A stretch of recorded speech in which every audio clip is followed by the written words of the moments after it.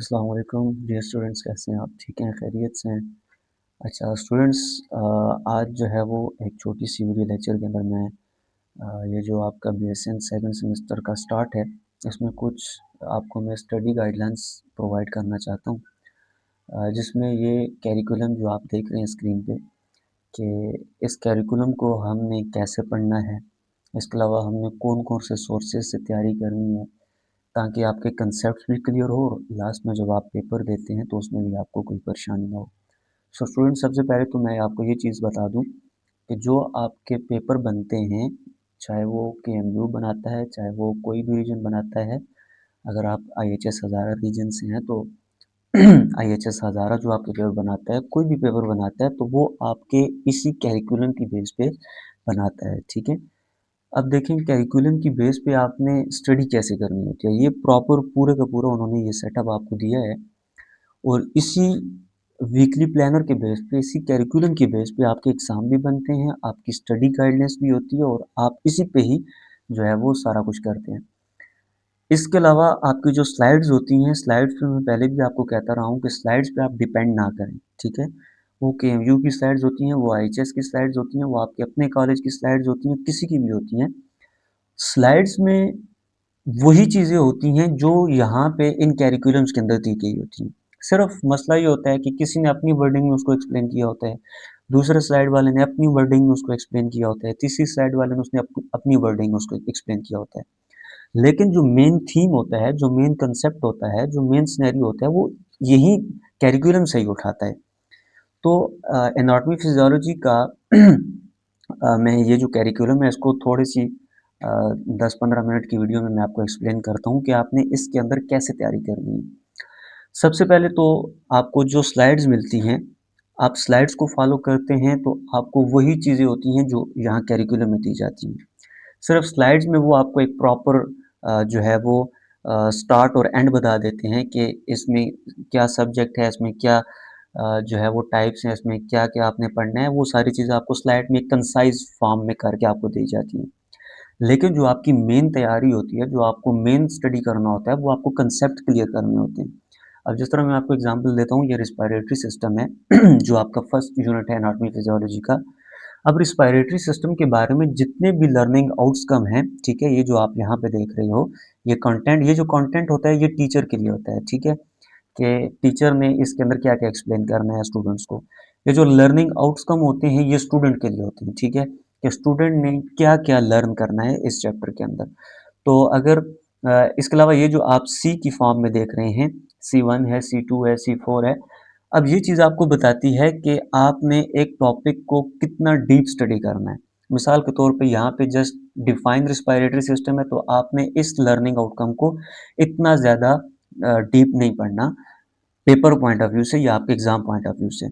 ये जो C4 लिखा हुआ है जहाँ पे, अब देखें जहाँ पे एक्सटर्नल रिस्पायरेशन है, इंटरनल रिस्पायरेशन है, इन दोनों के दरमियान जब आप डिफरेंस करेंगे तो आपको एक कंप्लीट डेप्थ में आपने इसको स्टडी करना है कि एक्सटर्नल रिस्पायरेशन क्या है, इंटरनल रिस्पायरेशन क्या है, इन दोनों के दरमियान आपने कैसे डिफरेंस करना है, इनका कंप्लीट कंसेप्ट आपने क्लियर करना है। तो C1 C2 का मतलब होता है जितने ज़्यादा C इंक्रीज होते हैं, इतनी ज़्यादा आपने स्टडी करनी होती है उस टॉपिक पे, उस लर्निंग आउटकम पे, ठीक है। इसके अलावा ये स्टूडेंट, आप ये जो येलो कलर के अंदर ये जो लर्निंग आउटकम देख रहे हैं, इनका मतलब है ये आपके थ्योरी रिलेटेड हैं। एग्जाम आपका इन्हीं चीज़ों से बनता है। अब इसी टॉपिक को, इसी थ्योरी को सिनेरियो की फॉर्म में कन्वर्ट करके आपको एमसीक्यूज दिए जाते हैं। लेकिन जब आप बुक से स्टडी करते हैं, जब आप डिफरेंट किस्म के यूट्यूब लेक्चर्स देखते हैं, आप गूगल से स्टडी करते हैं, अपने कंसेप्ट को क्लियर करते हैं, तो फिर चाहे वो आपको स्टेटमेंट दे देता है, वो आपको हिस्ट्री से दे देता है, वो आपको सिनेरियो बनाकर दे देता है, तो डजेंट मैटर, वो आप उसको क्लियर कर लेते हैं क्योंकि आपका डिजीज़ के बारे में कंसेप्ट क्लियर हो जाता है। तो इसके अलावा ये जो आपको दूसरी लाइन्स में दिया गया है, ये जहाँ पे आपको प्रैक्टिकल लिखा हुआ नज़र आता है, चाहे ये ब्लू लाइन में है, चाहे ये जो पिंक टाइप लाइन है, इसमें है। तो अब ये आपको बताया गया है कि आपने क्लिनिकल साइड पे, ऑस्पी साइड पे, ऑस्की साइड पे आपने क्या-क्या चीज़ें प्रिपेयर करनी है। तो ये आप यहाँ पे देख भी सकते हैं, ये आपको यहाँ पे ओएसपी के बारे में लिखा गया है। तो ये जितने भी प्रैक्टिकल स्किल्स हैं, जो आपकी बेसिकली चेकलिस्ट होती है, वो इन्हीं प्रैक्टिकल्स पे बनी होती है। इन्हीं जो ये जो लर्निंग आउटकम्स होते हैं ना, आपकी जो चेकलिस्ट होती है, आप उसको देख भी लें तो ये इन्हीं पे बेस्ड होती है। चेकलिस्ट में आपको एक्सप्लेन किया जाता है एक-एक प्रोसीजर को। तो आपने जब भी स्टडी करनी है तो आपका मेन फोकस ये करिकुलम होना चाहिए, रादर देन स्लाइड्स, बुक्स या कुछ और चीज़ें। जब आपको ये करिकुलम क्लियर होता है, तो फिर आपको कोई प्रॉब्लम नहीं होती। मैं जस्ट इंट्रोडक्शन दे देता हूँ कि आपने एनाटॉमी फिजियोलॉजी का इसके अंदर क्या-क्या कोर्स कंटेंट पढ़ना है। वैसे तो मैं इसको इंशाल्लाह यूट्यूब पे अपलोड करूँगा। हर वीकेंड पे मैं इंशाल्लाह हर चैप्टर को जो है वो क्लियर करके आपके लिए यूट्यूब पे अपलोड करूँगा। सो रिस्पायरेटरी सिस्टम के बारे में आपको पता है, रिस्पायरेटरी सिस्टम क्या होता है, जिसमें आप इंस्पायरेशन, एक्सपायरेशन करते हैं, यानी सिंपल बात करें तो ऑक्सीजन को बॉडी के अंदर लेकर जाते हैं और कार्बन डाइऑक्साइड को बॉडी से बाहर निकालते हैं। अब उसमें अपर रिस्पायरेटरी ट्रैक है, लोअर रिस्पायरेटरी ट्रैक है, ये हम लेक्चर के अंदर कवर करेंगे कि अपर में कौन-कौन से ऑर्गन आते हैं, लोअर में कौन-कौन से ऑर्गन आते हैं और फिर अपर के ऑर्गन में इंडिविजुअल ऑर्गन का क्या फंक्शन है, लोअर के इंडिविजुअल ऑर्गन का क्या फंक्शन है, गैसियस एक्सचेंज कैसे होती है, इंटरनल रिस्पायरेशन क्या है, एक्सटर्नल रिस्पायरेशन क्या है, ये कैसे होती हैं, इनका कंप्लीट कंसेप्ट जब आप क्लियर करेंगे तो आपको एग्जाम में कोई मसला नहीं होता, ठीक है। मैं इसको सरसरी से एक्सप्लेन कर रहा हूँ। इसके अलावा यूरिनरी ट्रैक की बात करते हैं तो यूरिनरी सिस्टम आपका क्या होता है, जिसमें आपका यूरिन फॉर्मेशन होती है, यानी जब आप पानी पीते हैं तो अब पानी तो बॉडी के अंदर चला गया है, तो अब उसके अलावा आपने खुराक खाई है, बॉडी के अंदर खुराक गई है, अब उसकी एटीपी में कन्वर्जन होनी है, एनर्जी में कन्वर्जन होनी है, तो उससे कुछ बाय प्रोडक्ट्स भी निकलते हैं ना। तो बाय प्रोडक्ट्स जो ब्लड के अंदर होते हैं, लाइक यूरिया होता है, क्रेटेनिन होता है, यूरिक एसिड होता है, ऑक्सलेट्स होते हैं, कैल्शियम्स होते हैं, इलेक्ट्रोलाइट्स होते हैं, तो वो सारे यूरिन की फॉर्म में बाहर निकलते हैं, ठीक है। तो यूरिन की प्रोडक्शन कैसे होती है, यूरिन की फॉर्मेशन कैसे होती है, किडनी कैसे वर्क करती है, किडनी की एनाटॉमी फिजियोलॉजी क्या है, वो इंशाल्लाह हम यूरिनरी सिस्टम के अंदर कवर करेंगे। यूरिनरी सिस्टम के अंदर क्या-क्या ऑर्गन्स होते हैं, ठीक है, यहाँ पे आप देख रहे हैं कितने ऑर्गन्स होते हैं, किडनी है, यूरेटर है, यूरिनरी ब्लैडर है, यूरेथ्रा है, इनके अंदर यूरिन की फॉर्मेशन कैसे होती है और कैसे प्रोसेस से यूरिन एक्सक्रीट होता है। फिर आपकी ये जो एक्सटर्नल और इंटरनल एनाटमी ऑफ किडनी है, इसको भी इंशाल्लाह हम क्लियर करेंगे। इसके बाद फ़िल्ट्रेशन, ये जो पूरा प्रोसेस है, 4 प्रोसेस पे जो आपकी यूरिन फॉर्मेशन होती है, पहले फ़िल्ट्रेशन होती है, फिर हमारे पास एब्ज़ॉर्प्शन होती है, फिर रीअब्ज़ॉर्प्शन होती है, फिर सिक्रीशंस होती है, तो ये चीज़ें हम पढ़ेंगे। फिर जो आपका होमियोस्टेसिस है, जो आपने फर्स्ट एनाटमी में पढ़ा था, होमियोस्टेसिस को, तो होमियोस्टेसिस किडनी कैसे मेंटेन करती है, कैसे रिस्पिरेटरी एसिडोसिस को कंपनसेट करती है, मेटाबॉलिक एसिडोसिस को कैसे कंपनसेट करती है, इलेक्ट्रोलाइट्स को कैसे मेंटेन करती है, तो ये सारी चीज़ें हम इसमें पढ़ेंगे। फिर जो अदर ऑर्गन्स है, लाइक यूरेटर है, यूरिनरी ब्लैडर है, यूरेथ्रा है, तो इनके बारे में हम पढ़ेंगे। फिर मैच्यूरेशन के बारे में पढ़ेंगे कि मैच्यूरेशन का प्रोसेस कैसे होता है। फिर थर्ड चैप्टर की स्टूडेंट बात करें तो ये आपका मोस्ट इम्पॉर्टेंट यूनिट है, नर्वस सिस्टम। आपका ज़्यादा से ज़्यादा फोकस इस पे होना चाहिए और इसको हम तकरीबन इंशाल्लाह 5-6 लेक्चर में इसको हम कवर करेंगे, क्योंकि ये आपका सबसे बड़ा यूनिट है एनाटॉमी फिजियोलॉजी 2 का और इससे आपके बहुत ज़्यादा एमसीक्यूज आते हैं। तो नर्वस सिस्टम क्या होता है बेसिकली, ये जो आपकी स्पाइनल कॉर्ड है, जो आपका ब्रेन है और फिर यहाँ से जो नर्व्स निकलती हैं, फिर जो न्यूरॉन्स होती हैं, तो जितना भी ये सिस्टम है, इसको नर्वस सिस्टम कहते हैं। यानी कि जब आपको बॉडी पे टच होता है, आप सेंसेशन फील करते हैं, तो वो कैसे करते हैं? वो इसी नर्वस सिस्टम की बेस पे आप करते हैं, ठीक है? तो नर्वस सिस्टम को हम जो है वो पढ़ेंगे। अब देखिए 2 किस्म की कोऑर्डिनेशन होती है ना, एक नर्वस कोऑर्डिनेशन होती है, एक एंडोक्राइन कोऑर्डिनेशन होती है। तो एंडोक्राइन का आपका अलग से आगे चैप्टर है, उसको मैं वहाँ पे आपको थोड़ा-सा इंट्रोडक्शन देता हूँ। नर्वस सिस्टम का मतलब है जब आपको टच होता है, कोई फीलिंग्स होती है या आपकी बॉडी के जो ऑर्गन्स हैं, सेल हैं, वो एक-दूसरे से बात करना चाहते हैं, तो वो इसी नर्वस सिस्टम से करते हैं। आप चलते हैं, बैठते हैं, उठते हैं, खाते हैं, पीते हैं, आपकी वॉलंटरी कंट्रैक्शन है, इनवॉलंटरी कंट्रैक्शन है, वो सारी नर्वस सिस्टम के अंडर आती है। तो नर्वस सिस्टम को हम पढ़ेंगे। इसके अलावा मेनिंजेस को हम पढ़ेंगे कि जो ब्रेन की जो मेनिंजेस हैं, जिसमें हमारे पास ड्यूरा मैटर है, अरेक्नॉइड मैटर है, पाया मैटर है, ये जो लेयर्स हैं हमारे ब्रेन्स की, स्पाइनल कॉर्ड की, इसको हम एक लेक्चर में पढ़ेंगे मेनिंजेस के बारे में, क्योंकि ये बहुत इंपॉर्टेंट है। फिर वेंट्रिकल्स के बारे में पढ़ेंगे कि ब्रेन के जो 4 वेंट्रिकल्स होते हैं, जिसमें सीएसएफ की प्रोडक्शन होती है, वो हमारे पास कैसे होती है, कैसे ये इस वेंट्रिकल्स के अंदर ट्रैवल करता है। फिर सेरेब्रोस्पाइनल फ्लूइड की कंपोजिशन की बात करेंगे कि सीएसएफ हमारे पास बनता कैसे है, जो एस्ट्रोसाइट सेल्स होते हैं वो इसकी फॉर्मेशन करते हैं। तो इसमें क्या क्या कंपोजिशन होती है और बॉडी के अंदर ये जो स्पाइनल कॉर्ड है, ब्रेन है, स्पाइनल कॉर्ड है, इसके अंदर सीएसएफ का होना क्यों ज़रूरी है और इसका क्या फंक्शन है, ठीक है, ये हम यहाँ से पढ़ेंगे।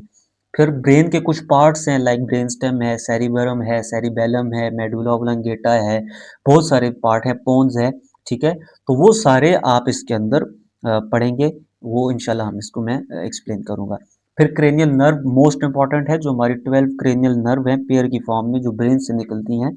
फिर 36 हमारे पास जो स्पाइनल नर्व्स हैं जो स्पाइन से निकलती हैं। स्पाइनल नर्व आपका इसमें टॉपिक नहीं है, लेकिन मैं कोशिश करूंगा कि उसको भी थोड़ा सा टच दूं ताकि आपका कंसेप्ट क्लियर हो। इसके अलावा हम नर्वस सिस्टम की टाइप्स को पढ़ेंगे। ऑटोनॉमिक नर्वस सिस्टम है, ऑटोनॉमिक के अंदर फिर सिंपैथेटिक नर्वस सिस्टम है, पैरासिम्पैथेटिक नर्वस सिस्टम है, फिर इनवॉलेंट्री जो मूवमेंट्स हैं, नॉन वोलेंट इन वॉलेंट्री और इनवॉलेंट्री मूवमेंट्स हैं, उनको हम डिटेल से एक्सप्लेन करेंगे। तो यहाँ पे आपका नर्वस सिस्टम कंप्लीट होगा। इसकी सारी जो डिटेल्स हैं वो हम इसके अंदर पढ़ेंगे। नेक्स्ट जो स्पेशल सेंसेस आपका 4 चैप्टर है एनाटॉमी फिजियोलॉजी का, उसके अंदर बेसिकली आपके जो स्पेशल सेंसेस है जिसमें आपका ईयर आ जाता है, आपकी आईज आ जाती हैं। ये दो ऑर्गन्स आपके ऐसे हैं जिसमें आप जो है वो इस चैप्टर में आप पढ़ेंगे। आई के स्ट्रक्चर के बारे में पढ़ेंगे, ईयर के स्ट्रक्चर के बारे में पढ़ेंगे, इनके फंक्शंस के बारे में पढ़ेंगे, इनकी एनाटॉमी फिजियोलॉजी के बारे में पढ़ेंगे। आई विजन को कैसे कंट्रोल करती है, विजन की बेसिकली इमेज जो हमारी आई के अंदर बनती है वो कैसे बनती है, जैसे आप एनवायरनमेंट के अंदर देख रहे हैं तो आई कैसे फंक्शन करती है कि आपका इमेज आपकी आई के अंदर बनता है। और फिर आपको जब इमेज बनता है, आप चीज़ों को देख रहे होते हैं तो आपका ब्रेन उनको कैसे प्रोसेस करता है, तो आपको एक रिस्पॉन्स मिलता है कि अब आपने क्या करना है। इसी तरह हियरिंग की बात करें, जो ईयर होता है वो आपके बैलेंस को कंट्रोल करता है, आपकी हियरिंग को कंट्रोल करता है, आपको सुनाई देता है, आपके पोस्चर को मेंटेन करवाता है ईयर। दो मेन फंक्शन होते हैं ना ईयर के, एक तो आपको बैलेंसिंग प्रोवाइड करता है जो इसके अंदर वेस्टिब्यूल्स होती हैं, तो वो हमारे पास जो इनके अंदर फ्लूइड होता है वो बैलेंसिंग को कंट्रोल करता है। जो हियरिंग होती है उसमें जो हमारे पास नर्व होती है ईयर के अंदर, वो हमारे पास हियरिंग को कंट्रोल करती है। तो ये सारी चीज़ें इंशाल्लाह हम इसके अंदर पढ़ेंगे, ठीक है। फिर जो आपका सेकंड लास्ट जो आपका यूनिट है एंडोक्राइन सिस्टम, जिसमें हार्मोन सारे आ जाते हैं। ब्रेन के अंदर कौन से हार्मोन होते हैं, बॉडी के अंदर कितने ग्लैंड्स होते हैं, हर ग्लैंड्स कौन कौन से हार्मोन की प्रोडक्शन करता है, और फिर कौन सा हार्मोन कौन से सेल पे जाकर कौन से ऑर्गन पे जाकर क्या फंक्शन परफॉर्म करता है, ठीक है। ये सारी चीज़ें आप पढ़ेंगे। इस तरह मैं आपको एक छोटी सी एग्जांपल यहाँ पे क्लियर कर देता हूँ। लाइक आपका पेंक्रियाज है, ठीक है, वहाँ पे जो आपके बीटा सेल्स हैं, जो आपके अल्फा सेल्स हैं, बीटा सेल आपके इंसुलिन को रिलीज करते हैं, अल्फा सेल आपके ग्लूकागोन को रिलीज करते हैं। अब बीटा सेल जो इंसुलिन को रिलीज करता है वो एक हार्मोन है, ग्लूकागोन जो अल्फा सेल प्रोड्यूस करते हैं वो भी एक हार्मोन है। अब इन्होंने फंक्शन कैसे करने हैं कि ये सीधे सेल पे जाते हैं, वहाँ पे रिसेप्टर पे बाइंड होते हैं और जो ग्लूकोज ब्लड के अंदर होती है उसको सेल के अंदर ट्रांसफर करते हैं, ताकि ब्लड के अंदर ग्लूकोज का लेवल कम हो और डायबिटीज पेशेंट को ना हो। तो किसी वजह से ये हार्मोनल चेंजेस हो जाती हैं, हार्मोनल डिसफंक्शन हो जाती हैं, तो फिर ग्लूकोज का लेवल ब्लड के अंदर इंक्रीज हो जाता है और फिर आपकी बॉडी के अंदर हाइपरग्लाइसीमिया की कंडीशन आती है जिसको हम डायबिटीज कहते हैं या सिंपल फॉर्म में शुगर कहते हैं। तो जितने भी बॉडी के अंदर हार्मोन्स हैं उनका क्या क्या फंक्शन है, वो कहाँ से प्रोड्यूस होते हैं, कितने बॉडी के अंदर ग्लैंड है, एक्सोक्राइन ग्लैंड्स हैं, एंडोक्राइन ग्लैंड्स हैं, कौन से हार्मोन रिलीज होते हैं और वो कौन से टारगेट पे जाकर अपना फंक्शन परफॉर्म करते हैं, तो ये सारी चीजें इंशाल्लाह हम पढ़ेंगे।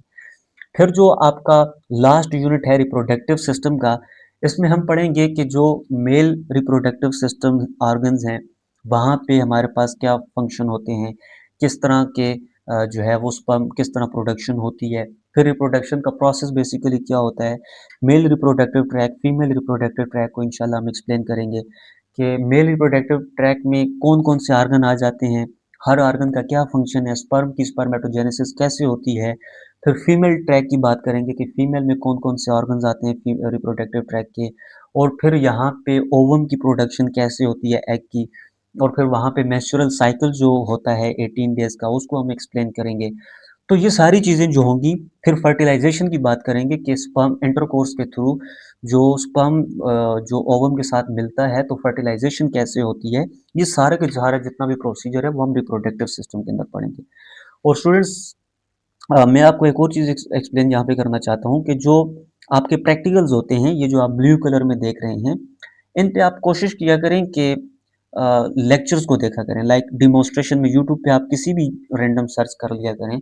मैं भी कोशिश करूँगा कि इंशाल्लाह अपने चैनल पे असल में मसला ये होता है कि थ्योरी को तो चलो मैं स्लाइड से या बोर्ड पे एक्सप्लेन कर देता हूँ, लेकिन प्रैक्टिकल के लिए ओएसपी के लिए मुझे एक तो एक बंदा चाहिए होता है जिस पे एग्ज़ामिनेशन की जाए, और फिर उसके लिए मुझे इक्विपमेंट्स चाहिए होते हैं। तो चूँकि रिसोर्सेज़ की कमी की वजह से मैं चूँकि घर में ये लेक्चर्स वगैरह रिकॉर्ड करता हूँ, तो वहाँ पे तो ये अवेलेबिलिटी नहीं है। लेकिन मैं कोशिश करूँगा कि हॉस्टल के अंदर या हॉस्पिटल साइड के अंदर या लैब के अंदर मैं इंशाल्लाह कोशिश करूँगा कि आपकी ओएसपी रिलेटेड चीज़ें भी अपलोड करूँ।